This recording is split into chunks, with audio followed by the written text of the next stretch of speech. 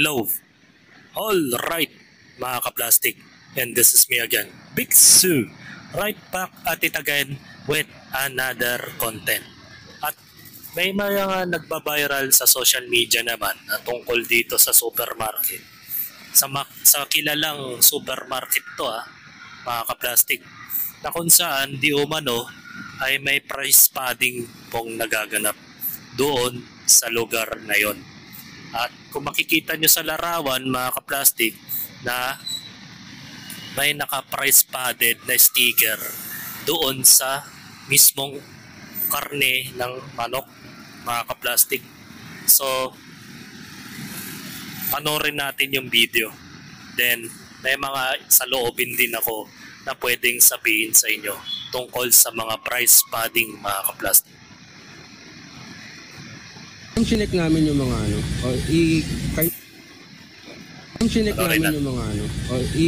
kayo na magtanggal man, baka sabihin nyo kasi na nakabisit ko. Hindi ko lang yung kung same price or diba? Price padding. Diba? Ayun. Makikita yung previous price 242 kilo.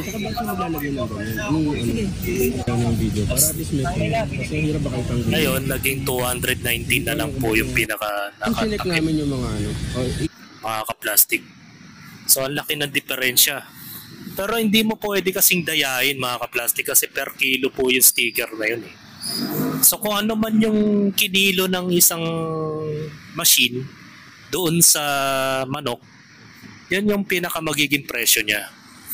So maliban na lang kung nag-take 2 price siya o nag-take 2 siya o nagdalawang beses siyang magkilo pero sa mas mahal na halaga para ipapatong niya doon sa dating presyo. So ang mali lang dito, wag na natin banggitin pero obvious naman sa uniforme pa lang alam niyo na kung saan galing po yung price padding na yan mga ka-plastic. So pinag-aaralan na yata to ng DTI mga ka-plastic kasi nga marami pong gumagawa ng anomalya dyan. Sabi kasi ni sa comment po ni Rods Alyikra, may barcode naman na, di ba? Ni-scan nila yan kahit patungan pa yan ng price tag, binapaliwala naman yan. Ito, sabi naman ni Elizabeth, I always check the receipt versus the price tag. Last Sunday, we had price discrepancy between receipt and the price tag at SM Store. Price tag was 1999.75. Little did I know, it was 299.75 on the receipt. Good thing I randomly checked the receipt before I heading out of the mall. Went to the customer service and we were given a refund through the voucher which can be used to purchase any item from the SM Store. Yan ang sabi niya. So sinasabi niya dito na yung binili niyang karne that was 199.75, that is kilo, di ba? Pero nakita niya sa resibo ay lumabas ay 299.75 which is with the discrepancy of 100 pesos. So that means na mayroon pong nangyayaring anomalya sa mga ganitong klaseng issue.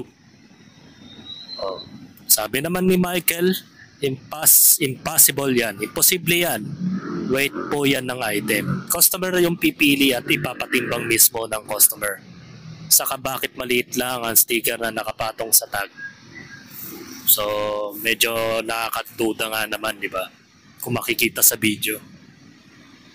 Ulitin natin. Ang sinek namin yung mga kayo na magtanggal man, baka sabihin nyo kasi na nakabisit ko. Hindi ko lang yung same price or 226 tapos yung nakapatong 200.42. So may patong siya ng 20 pesos. Hindi naman ma'am. Sige, ito-check ko na lang natin. Hindi ko tayo na. Kitang-kita naman po yung barcode, yung pinaka-scan niya, yung which is yung ini-scan ng kahera. It's designated into 220 plus, di ba?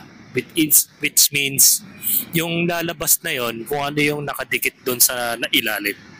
Yung pinatungan, yun po yung parang palalabasin nila na ganun kalaki ang halaga. So pag nagkaroon ng discrepancy, imamanual ng kahera yan. Kasi isipin niya mali yung nasa presyo, mali yung lumabas sa POS. So magkakaroon ng illegal yun. Doon na magkakaroon ng problema. So may ikukwento ako about dito sa mga ganitong klaseng price padding na nangyayari sa iba't ibang tindahan. Especially sa Santa Lucia, Home Elements, at Home Gallery, at department store, mga ka-plastic. Lagi ko itong tinitira alam mo kung bakit. Marami kasi ako nakikitang anomalya na nangyayari dyan. Shoutout sa DTI, mga ka-plastic, Department of Trade and Industry, mga ka-plastic. Sana mapakinggan nyo po itong aking sasabihin.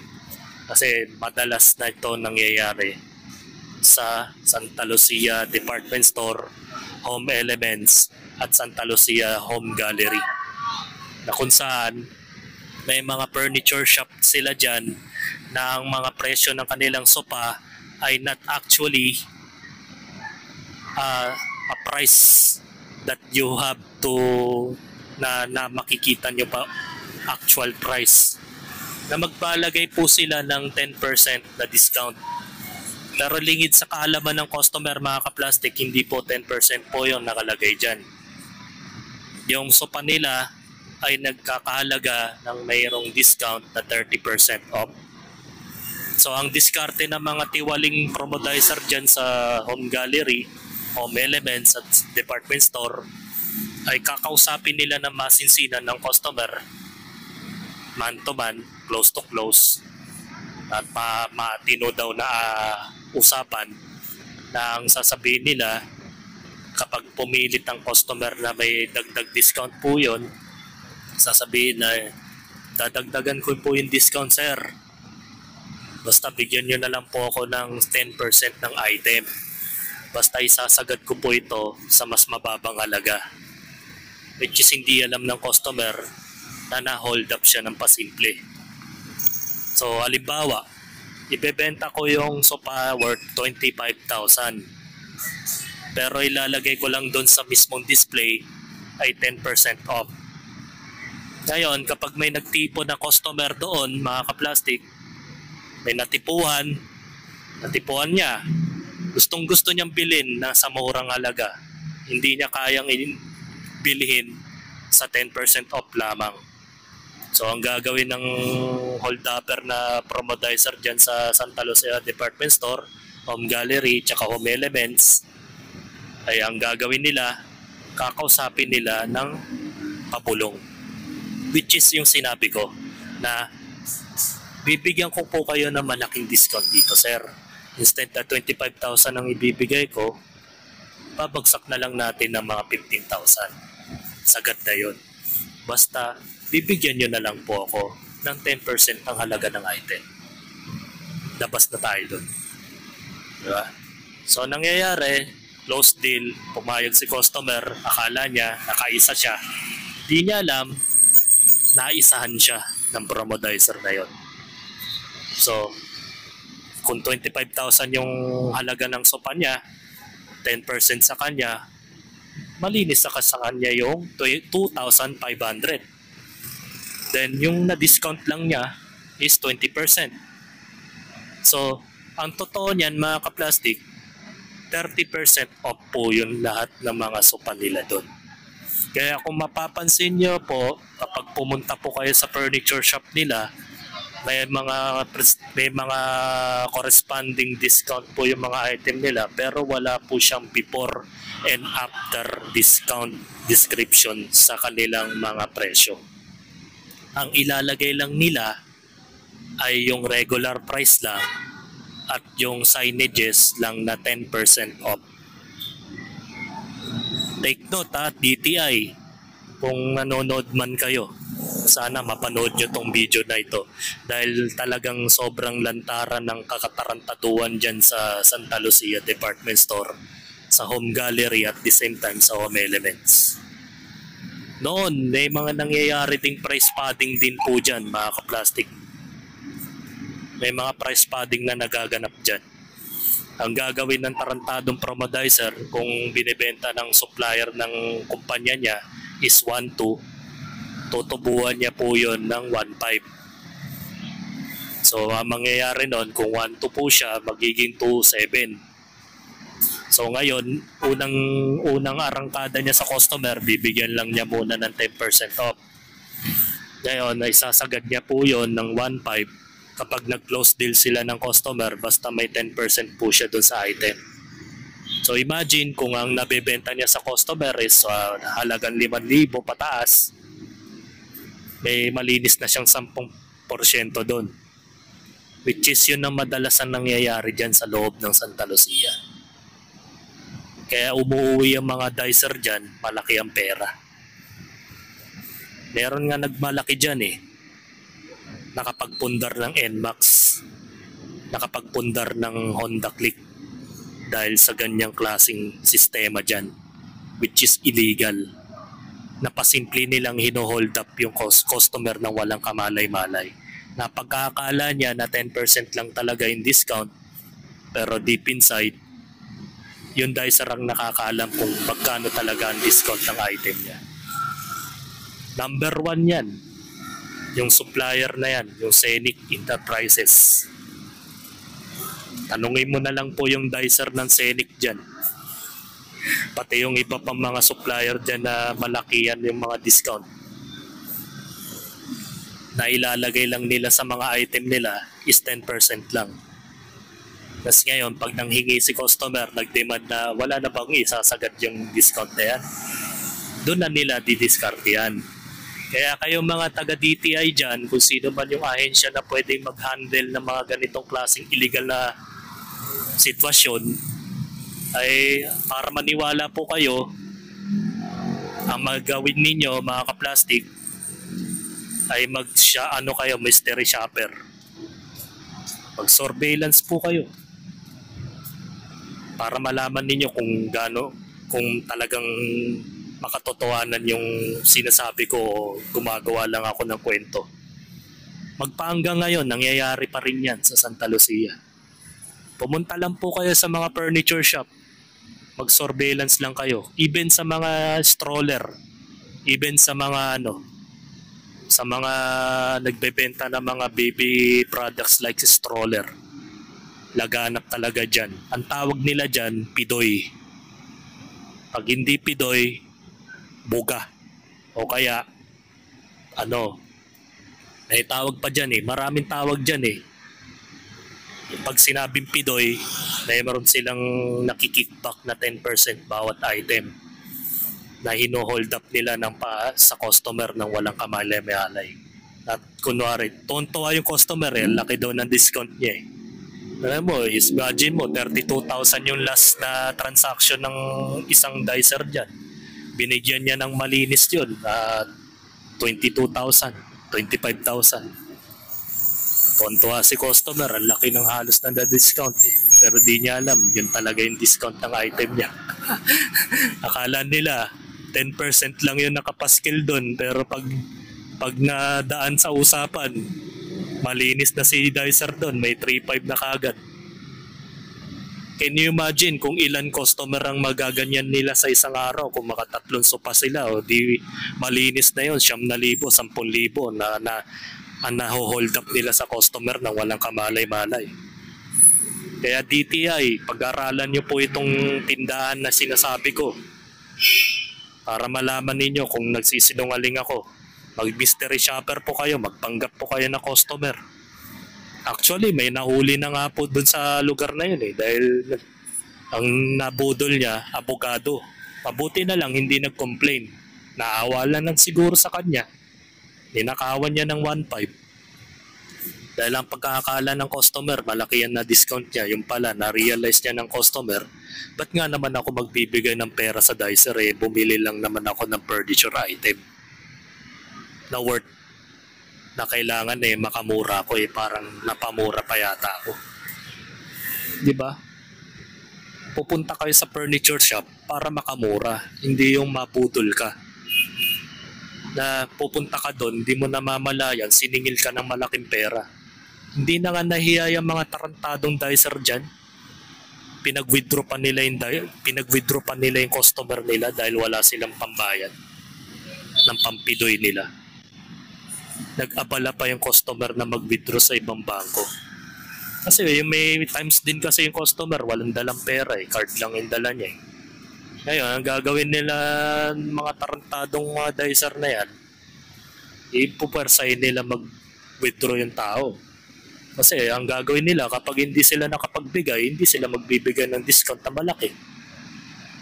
Baga, yung dicer ang nagdidesisyon dyan kung paano nila ino-hold yung mga discount.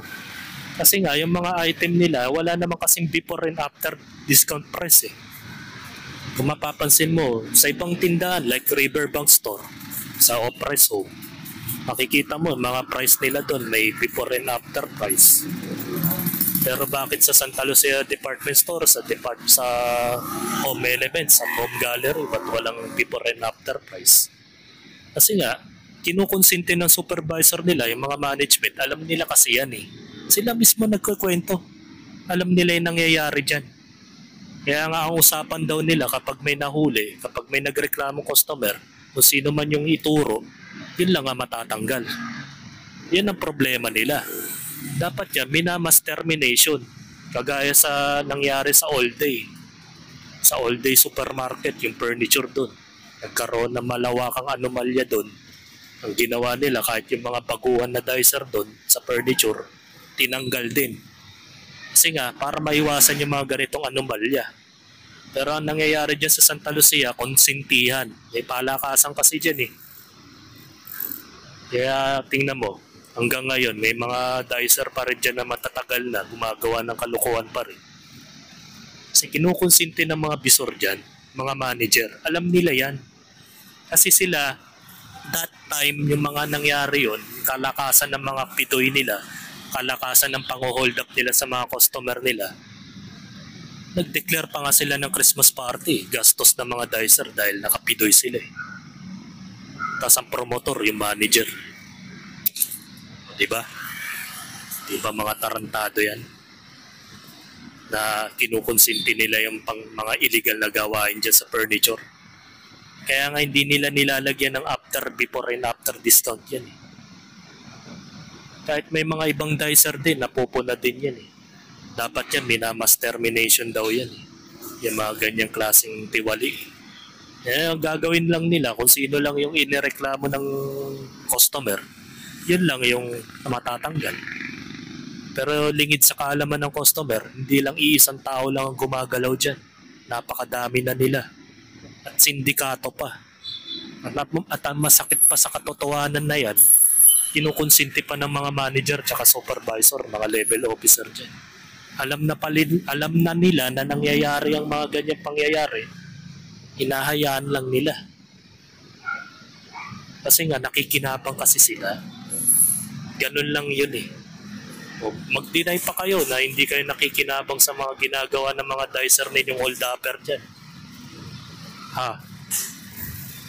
Diba? Kaya kino-call out ko yung DTI. Sana kung napapanood nyo to, imbestigahan nyo po yung mga ginagawa nila dyan. Hanggang ngayon, ginagawa nila dahil walang naglalakas loob na magsumbong dahil nakikinabang din yung iba So hanggang dito na lang ang aking opinion. Nasabi ko na ang lahat kasi ito lang naman yung point of view ko kung bakit ko ito kinontent Sana kung mapanood man na ito ng isang netizens, pakishare na lang po at masana makarating po ito sa DTI o kaya sa kahit sinong mga pwedeng mag-imbestiga sa mga ganitong klaseng insidente. Kung di pa rin kayo naniniwala, may mga proof po ako na pwedeng ipakita. May mga corresponding na resibo ako. Siyempre, di naman ako magsasalita ng walang ebidensya, di ba? Kaya hindi naman po pwedeng ganun-ganun lang. So hanggang dito na lang ang aking opinion and this is me again, Big Sulag, nagsasabing ang mga plastic ay matagal mabulok dahil ang mga plastic ay toxic. Kaya, what's up mga ka-plastic? And this is Kambid, commentary video ng video live stream. Signing out. Alright. Mga ka-plastic, kung nagustuhan nyo ang aking video, isubscribe nyo lang ang aking channel At the same time, i-hit nyo rin ang notification bell at yung all para ma-notify kayo sa aking susunod ko pang video sa aking YouTube channel. Maraming salamat po mga kaplastik.